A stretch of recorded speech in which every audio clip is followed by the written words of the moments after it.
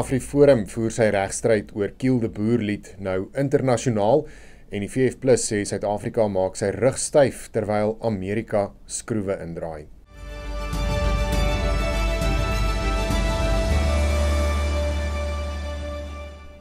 Goeiedag, dit is vandag die 28ste Maart. Welkom by jou Afrikaanse nuus net hier op Pretoria FM. Die burgerregteorganisasie AfriForum het sy regspan opdrag gegee om ondersoek in te stel na onderskeie internasionale platforms waar AfriForum sy regstryd kan voortsit teen slagspreuke soos Kiel de Boer. Dit volg na die Grondwethof gister die organisasie se aansoek om verlof tot appel van die hand gewys het. AfriForum wou appeleer teen 2 vorige hofbeslissings wat die sing van die lied gewettig het. AfriForum se uitvoerende hoof, Kali Kriel, sê om die saak op internasionale platforms te bespreek, is die volgende logiese stap, nou dat dit duidelik is dat die Grondwethof en die Suid-Afrikaanse Grondwet nie Afrikaners se menseregte in beskerming wil neem nie. Die leier van die VF+, Dr. Corneille Mulder, sê die FSA het begin om die skroewe van sanksies stywer aan te draai en waarsku dat die ANC en die regering daarvan moet kennis neem. Mulder het aangehaal uit Azur News, waarin berig word dat die FSA se departement van handel uitvoerbeperkings op 70 maatskappye van Iran, China, die Verenigde Arabiese Emirate, Pakistan en Suid-Afrika ingestel het.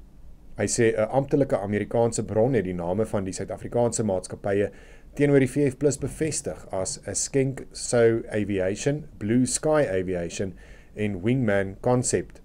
Volgens Mulder hou die sanksies verband met die opleiding van Chinese vegvlieëniers.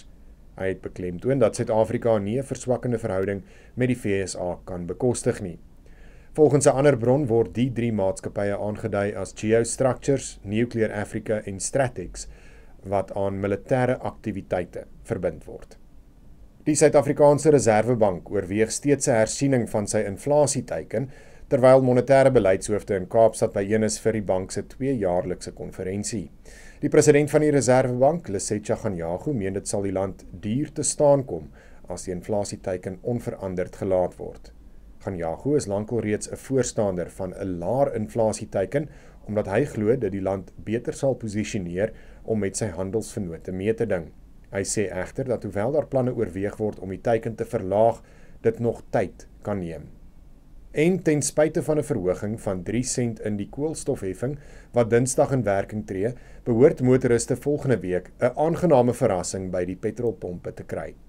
Hoewel die Departement van Minerale Hulpbronne en Energie eers volgende week die amptelike verandering in die petrolprys sal aankondig, is daar tans 'n beduidende oorverhaling. Volgens die Sentrale Energiefonds is daar tans 'n oorverhaling van 64 sent per liter op 93 oktaan petrol, terwyl petrol met 'n 95 oktaan inhoud tans 'n 78 sent oorverhaling het. Afhangende van die swaal inhoud is daar 'n oorverhaling van tussen 90 en 93 sent per liter op die grootmaatprys van diesel. Dit dan die einde van jou nuusbulletin. Baie dankie dat jy ingeskakel het. Mag jy 'n heerlike naweek verder hê. Ons is maandag weer terug met nog vars nuus. Onthou om ons te gaan volg op al ons sosiale media kanale om op hoogte te bly oor die jongste nuusgebeure. En dit is ook altyd lekker as julle saamgesels hier onder in die kommentaarafdeling, so laat ook gerus julle kommentaar hieronder. Van my kant af, totsiens.